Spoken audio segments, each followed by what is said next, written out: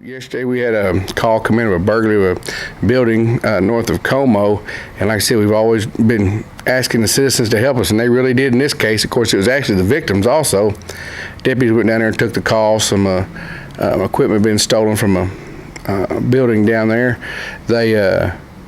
Deputies went on scene. We were headed down there to help them, but by the time we'd got down there, the victims had actually tracked it back into town. They could see some debris and stuff where it may have been taken, and let the officers know. We went to that residence there. Inside the shop, we found a brand new 350 Chevrolet motor that had been taken, and then that gave us some leads to go on to another residence in Como. Officers went over there, and we found all the rest of the stolen property at that location, and arrested a Walt Hux, 51-year-old white male. Was he from Como? Yes. So he basically had seen them moving the motor into the building, or? Well, Walt Hux, he was the one that, what it looks like is he's the one that actually took the deal, but you could the victims you could track it where they drug it back into town. Okay.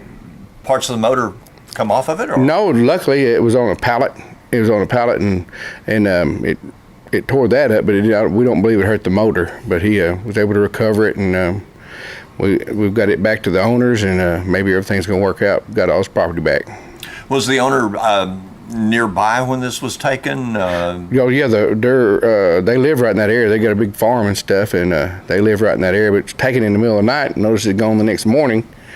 And then when he noticed it gone, he called the deputies. Deputies arrived on scene, and they called me, and we was headed down there to try to help them, try to locate it. And by the time we all got in place, the victims had already located where they believed the motor had went. And deputies made contact and found it.